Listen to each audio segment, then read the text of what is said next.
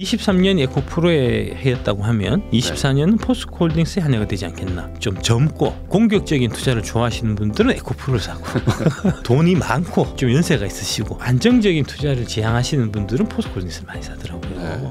그러면 결국에 이제 이런 2차 전지나 아니면 뭐 말씀하신 어떤 음극재 뭐 이런 것들은 막 다 공부하시고 하는 것들도 뭐 물론 뭐 미래 환경을 걱정하시는 분들도 있겠지만 결국에는 어떻게 내가 이제 이걸 통해서 이제 부자 되겠다, 이제 투자의 성과를 얻겠다고 하셔서 이제 이런 것들을 공부하시는 걸 텐데 그 실제로 그러면 이제 종목을 이제 어쨌든 사야 될 텐데 예전에 이제 뽑아주신 그 종목들 여전히 똑같이 사면 되는 건지 아니면 뭐 그 중에서도 조금 여전히 똑같이 사시면 되고요. 8개 중에서 이제 그 중에서 그래도 조금 더 저렴한 거, 예, 상승 여력이 더 커 보이는 거는 에코프로, 포스코홀딩스, LG화학, 에코프로 BM입니다. 그렇게 4개고요. 저도 이제 그 8개 말씀드린 종목 중에서 4개를 많이 갖고 있습니다. 예.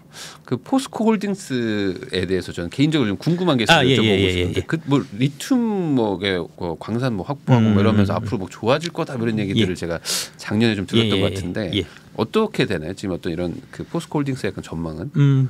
그러니까 이제 리튬 사업이 올해부터 이제 본격적으로 매출이 지키거든요. 작년 11월달에 이제 광양에 포스코 필바라 리튬 솔루션이라는 자회사가 이제 공장이 완공돼서 돌아가기 시작했고요. 그건 한 일이 이제 그 호주의 필바라라는 이제 그 광산 회사가 있는데 거기서 이제 그 광석 형태의 리튬을 광양으로 보내면 거기서 그거를 이제 가공해서 자동차용 수산 리튬으로 만드는 이제 드디어 리튬이 처음 나오는 거고요. 그때부터 시작해서 아마 올해 하반기 정도나 아니면 내년 정도 되면 이제 여러분들이 알고 계시는 그 움브레 모이루트라고 하는 이제 아르헨티나 이제 염호 그러니까 소금 호수죠. 소금 호수인데 사실은 호수처럼 물이 많고 그렇지는 않고요. 거의 사막 같은데요. 사막 같은데 물이 조금 고여 있는 그런 느낌이에요. 거기서 이제 나오는 이제 수산화 리튬 해서 이제 사업이 본격적으로 진행될 거니까 규모가 어마어마하게 커요. 최근에 중국에서 이제 리튬 발견됐다, 리튬 광산 발견됐다, 대한민국 큰일 났다 하면서 이제 보도가 한번 대대적으로 났던 적이 있는데 그때 이제 중국에서 그 발견했다는 그 리튬 광산의 매장량이 100만 톤이었어요. 100만 톤. 예. 움브레 모이루토의 지금 매장량은 1,350만 톤입니다. 얼마나 큰지 아실 겁니다. 예, 정말 큰 겁니다. 그거는 그게 사우디 유전급이에요, 진짜. 예, 유전의 질도 좋고 매장량도 어마어마한 그런 거를 진짜 제수로 제대로 걸려갖고 그게 이제 호주의 그 갤럭시 리소시스인가 하여튼 그런 회사한테 걔들한테 산 거예요, 포스코가. 그러니까 리튬 가격 지금처럼 이제 많이 떨어졌을 때 옛날에 한 2017년에 리튬 가격이 되게 좀 엄청나게 많이 폭락해갖고 이제 사업성이 별로 없었을 때가 있거든요. 그때 이제 그 호주 회사가 그 포스코한테 한 3천억에 사가지 않을래 해서 산 건데 그 원래는 그렇게 많은지 몰랐는데 사고 난 다음에 정밀 조사해 보니까 걔들이 팔면서 우리 여기 이만큼 있다 하는 거 6배가 나왔다는 거 아닙니까? 그거라고 그 이후에 리튬 가격이 그때 이제 23년에 제일 많이 올랐을 때는 그때 가격 대비해 갖고 한 50배 올랐을 거예요. 그러니까 논한 거죠. 그렇죠. 아니 그래서 저도 이 얘기를 듣고 나서 이게 이제 실적에 반영이 되면 사실 포스코홀딩스가 뭐 2차 전지만 하는 것도 아니니까. 실광도 좋죠. 네, 그래서 이제 이게 섞이기 시작하면 이제 본격적으로 이제 실적이 좀 많이 업그레이드 될 것 같다. 뭐 이런 얘기들 들어가지고 올해도 그러면 이게 좀 그런 식의 어떤 뷰를 가지고 하는 게 괜찮은가? 그렇게 보고 있습니다. 23년 에코프로에 해였다고 하면 24년은 포스코홀딩스에 한해가 되지 않겠나. 이제 뭐 그런 생각을 저도 하고 있고요. 제가 이제 22년 그 하반기 때 금량 IR을 하면서 이제 이 2차 전지에 대한 좀 이해도를 높이기 위해 갖고 특히 강남 쪽 일대 이제 각종 증권사 이제 PB 있는 증권사 쪽으로 해서 제가 이제 2차 전지 설명회를 많이 했어요. 지점별로. 그래서 이제 막 얘기를 하면은 이제 이 주로 그때 제가 좋게 얘기했던 게 에코프로 포스코홀딩스를 얘기했는데 이게 딱 성향 따라서 딱 갈리더라고요. 돈이 적고 그 다음에 이제 좀 젊고 공격적인 투자를 좋아하시는 분들은 에코프로를 사고 돈이 많고 그 다음에 좀 연세가 있으시고 좀 안정적인 투자를 지향하시는 분들은 포스코홀딩스를 많이 사더라고요. 그 이후에 제가 얘기 듣기로 이 강남 일대에 이제 좀 부자분들이 포스코홀딩스를 막 사모으는 그런 좀 붐이 있었다는 얘기를 제가 좀 얘기를 들었고요. 아마 그런 것들이 이제 올해 그 투자 성과로 좀 투자 결실로 좀 나타나지 않겠나 저는 그렇게 좀 보고 있습니다. 네. 실제로 작년 같은 경우에 그 원래 포스코홀딩스가 이제 외국인 지분율이 항상 50% 60% 그랬는데 한 30%까지 성과에 떨어졌어요. 그러니까 외국인들이 지분 엄청나게 팔았는데 주가는 오히려 안 떨어지고 좀 올랐잖아요. 그 이제 외국인들이 팔고 나간 거를 이제 강남에 이제 부자들이 개인들이 다 산 샀다는 거고. 포스코홀딩스가 올라가면 결국은 그거는 이제 해외의 부를 네. 이제 대한민국으로 이제 유입하는 이제 그런 아주 그 훌륭한 사례가 되는 거고 그 덕도 내가 했다는 나는 정말 애국자라는 이제 그런 말씀 다시 한번 드리겠습니다. 그러면은 그 2차 전지 관련해 가지고 포스코홀딩스 얘기 좀 했는데 혹시 뭐 다른 기업들 뭐 개별 기업에서 어떤 뭐 약간 좀 전망 한두 개 좀 해주시면 좋을 것 같습니다. LG화학도 조금 좀 눈여겨 보실 필요가 있지 않겠나. LG화학이요? 최근에 이제 코리아 밸류업 프로그램이라는 걸 네. 하면서 이제 두 관련 것 같아요. 최근에 좀 움직이는 게 저 PBR하고 네. 그 다음에 이제 지주사 쪽에서 움직이고 있는데 저 PBR은 사실 말이 안 되고요. 그러니까 PBR은 이제 저 PBR 얘기한 사람 그 무슨 얘기냐면은 이게 장부 가치보다도 안 된다. 청산 가치보다도 그렇죠. 안 된다고 얘기하잖아요.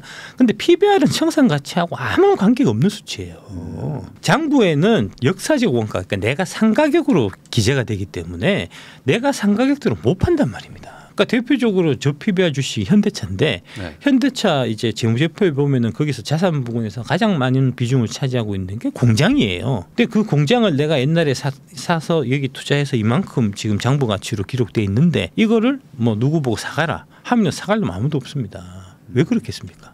내연기관은 지금 안 만들 거잖아요. 전기차 네. 공장 지어야 되는데 내연기관차 라인이 그게 무슨 의미가 있습니까? 오히려 그거 처리하는데 돈 들어가셔야 될지도 몰라요.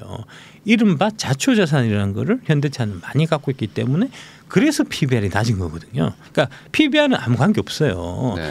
옛날에 그 저기 찰리 먼거가 그 워렌 버핏 만나갖고 처음 한 얘기가 PBR은 쓰레기다는 얘기였어요. 그 얘기를 받아들여서 워렌 버핏이 그 이후에는 이제 그 PBR 이런 거 활용해갖고 하는 투자 다 때려치우고 성장성 있는 주식에 투자하기 시작한 거거든요. 지금 30년대 40대 얘기하는 겁니다. 지금 대한민국의 지금 여의도라는 게 네. 수준이 그 정도로 지금 낙후돼 있다는 겁니다. 그에 비해서 지주회사는 사실 얘기가 달라요. 지주회사는 좀 다르게 볼 수 있나요? 지주회사는 지금 이제 대한민국에서 50% 할인하는 거를 이제 저 공정 시가로 하고 있는데 네.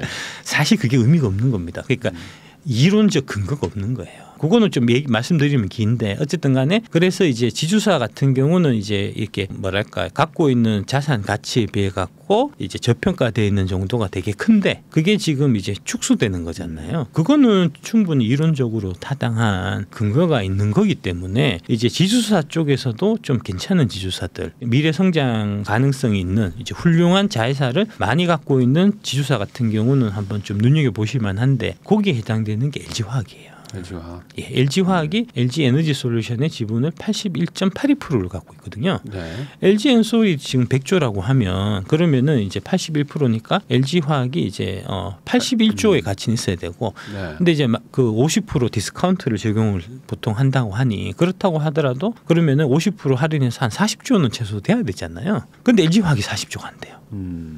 뭐 한 32, 3조? 뭐 이렇거든요. 네. 그러니까 LG엔솔도 되게 좋은 회사인데 LG엔솔 살 바에는 LG화학 사는 게 낫죠. 어차피 같은 주식을 80% 가지고 있으니까. 그거 디스카운트 다 풀리 적용해도 남는 거니까. 그 LG화학은 그 LG엔솔 지분 갖고 있는 게 다가 아니거든요. 네. LG화학 자체적으로도 사업을 하거든요. 양극재 사업이 양극재가 LG화학이 거의 기술적으로 보면은 이제 에코프로비엠하고 저희는 투탑이라고 봐요. 에코프로비엠에 비해서 조금 떨어지는 정도. 그다음에 음극재도 하고 그다음에 분리막도 하고 다양하게 2차전지 소재 사업을 다 하거든요. 그러면서 생명과학도 LG가 되게 잘합니다. 제약 같은 거, 바이오 같은 네. 것도 그것도 있고 원래 하던 정밀화학도 있고 그런 거는 다 덤으로 갖고 가는 거니까 그런 관점에서 보면 LG화학도 되게 좋은 거죠. 그러면 요거 한번 여쭤보겠습니다. 그 2차 전지 관련해 가지고 요즘에 어쨌든 뭐 이렇게 좋은 얘기들은 뭐 잘 안 나오고 있어 가지고 이제 가지고 계신 분들 입장에서는 이거 좀 약간 막막하다 이런 생각도 드실 수 있을 것 같아 가지고 이제 뭐 어쨌든 보유하는 걸 이제 권유를 하셨기 때문에 앞으로 한 몇 달 안에 뭐 좋은 소식이 나올 만한 거 뭐 이런 거라도 좀 있을까요? 뭔가? 3년은 기다리시고요. 너무 단기적인 네. 뭐 좋은 소식 이런 거 바라지 마시고 예, 그러십시오. 예. 그냥 조금 좀 참아야 되는 시간이다. 아니 뭐 참고 말고 내가 잘 모르겠고 예. 한 3년 한번 견뎌 보신다고 생각하고 접근하셔야 되고 왜 그러냐면 이게 이제 밸류에이션에 입각한 이제 가치 투자의 경우에 이게 아까 말씀하셨던 대로 이제 여의도에서 지금 그 기관들이 2차전지 잘 안 갖고 있잖아요. 솔직히 공매도 많이 쳐 있고 이런 상황에서 좋은 얘기 나오기가 어렵습니다. 걔들이 이제 뭐 애널리스트들 활용해서도 그렇고 그다음에 이제 증권 기자들 활용해서도 그렇고 안 좋은 얘기를 이렇게 쏟아낼 테니까 그래서 이제 뭐 그런 거고 그다음에 자꾸 좋은 소식이나 나쁜 소식을 이제 주식 투자하는데 바라는 이유가 뭐냐면은 되게 직관적인 투자를 하고 싶어서 그러신 거거든요. 악재가 나왔을 때 주가가 떨어지고 호재가 나왔을 때 주가 올라가니까 지금 물어보시는 게 조만간에 좋은 악재 호재 나올 거 있을까요? 호재가 나오면 그 호재 때문에 주가 올라가고 그런 거를 바라시는 거잖아요. 그런 수준을 넘어서야 됩니다. 이 회사의 장기 미래를 보고 그렇습니다. 비전을 예, 보고 비전을 간다. 보고 가야 된다. 그런 거고 그다음에 이제 그렇게 접근하시면 안 되는 이유가 뭐냐면은 호재가 나왔을 때 그 호재를 이용해서 설거지를 하는 경우가 있어요. 악재가 나왔을 때 그 악재를 이용해서 대량 매수를 더 가는 경우가 있거든요. 그거는 악재가 나왔을 때가 사실은 가장 저점에 살 수 있는 기회가 되고 호재가 나왔을 때가 고점에 팔고 나올 수 있는 기회가 되는데 아까 그런 형태로 호재는 뭐가 나올까 하는 거를 막 바라고 있으면 호재가 딱 나왔을 때 이거 팔아야 될 시점에 내가 오히려 더 산다든지 이런 이제 우를 범하게 되는 수가 생기고 그다음에 이제 무슨 악재 나오면 안 되는데 이렇게 벌벌 떨고 있을 때 악재가 나와서 주가 떨어지면 그 제일 바닥에 내가 주식을 팔고 떠날 가능성이 생기는 거거든요. 예. 그러니까 그런 형태로 접근은 하시면 안 된다 하는 말씀드리겠습니다. 예. 사실 뉴스 기사 같은 것들을 이제 막 2, 3개월이 아니라 한 2년 정도 검색해 보면은 이게 정말 분위기가 확확 바뀌는 게 뭐 부동산도 그렇지만 주식은 더 빠르니까 뭐 한 3개월 전에 망할 것 같던 회사가 뭐 3개월 뒤엔 갑자기 막 엄청 좋아지고 약간 기사만 봐서 이제 투자하는 거는 뭐 좋지 않다. 그러니까 이제 2차 전지에 호재가 많이 나온다는 얘기는 이제 여의도의 기관들이 이제 마음을 바꿔갖고 2차 전지를 좀 많이 샀다는 그런 반증이 될 수 있기 때문에 호재가 만발할 때 오히려 조심해야 되고요. 지금처럼 이제 악재가 만발할 때는 여의도 기관들이 이제 2차 전지 주식을 안 갖고 있고 구매도를 많이 쳤다는 얘기니까 오히려 안심하셔야 될 시기일 수 있어요. 제가 봐서는 지금 보면 전체적으로 이제 그 언론의 보도나 이런 것들을 보면은 호재는 의도적으로 숨기고 악재는 의도적으로 키우는 심지어는 없는 악재도 만들어서 키우는 이제 이런 일들이 비일비재하거든요. 그러니까 그런 거에 너무 이제 일일비하실 필요 없다. 좀 이제 그런 기사 같은 거, 이제 리포터 같은 거를 내가 제대로 걸러갖고 내가 이제 비판적으로 사고하고 독자적으로 사고할 수 있는 그런 능력을 좀 기르시는 훈련이 필요하다 하는 말씀드리겠습니다. 그럼 마지막 질문으로 결국에 이제 뭐 저희 시청자분들 중에도 이제 투자하신 분들도 있을 것이고 말씀하신 것처럼 이제 좀 어떤 저점 구간인 것 같다 해서 나 조금씩 사 모으겠다 하시는 분들도 있을 테니까 이렇게 이제 개인 투자자로서 이제 뭐 새해에 좀 다시 한번 주식 투자하겠다 이런 분들한테 좀 해주실 말씀이 있다면요. 예, 대한민국에서 아파트나 부동산 사서 부자 된 사람은 많지만 주식 사서 부자 된 사람은 극히 드뭅니다. 그러면서 한 얘기가 대한민국은 이제 부동산 공화국. 주식은 저주받았어 이렇게 사실 접근하시는데 그게 이제 주식이 저주받았고 부동산이 이제 뭐 부동산 뭐 성공시나 뭐 이런 거 있어서 불패시나 뭐 이런 거 있어서 사실 그런 게 아니고요. 여러분들이 부동산 아파트를 사신 이후에는 매일매일 복도방을 들러갖고 오늘 어제 산 내 아파트 가격이 올랐어요 내렸어요를 안 물어보는 반면에 주식은 사놓고 매일매일 주가 등락을 본단 말입니다. 매일매일이 모자라서 이제 MTS로 다니까 수시로 보시기 때문에 주식으로 해서는 돈을 못 버는 거고요. 부동산은 사놓고 언젠간 올라가겠지. 무던하게 기다리기 때문에 부동산은 돈을 버는 거거든요. 그러니까 자산의 문제가 아니고 투자에 접근하는 자세의 문제예요.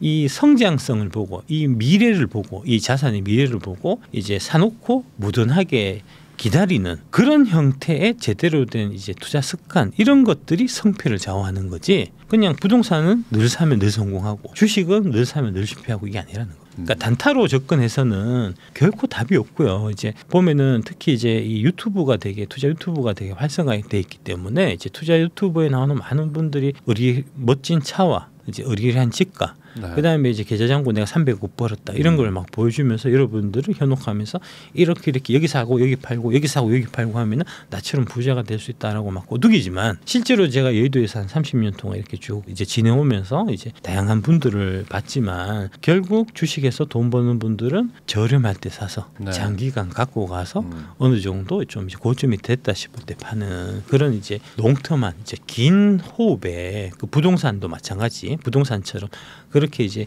긴 호흡에 투자를 하시는 분들만이 결국 나중에 성공했다 하는 이제 그 말씀을 꼭 드리고 싶습니다. 네, 아직 뭐 2차 전지 관련해 가지고 전망이나 이런 것들이 뭐 바뀐 거 없기 때문에 그냥 우선 좀 장기적으로 좀 받아. 좀 약간 장기적으로 좀 보고 이제 좀 보유하면서 빠졌을 때 조금 더 사고 이런 식으로 좀 생각을 하는 게 좋겠다. 이렇게 말씀해 주신 것 같습니다.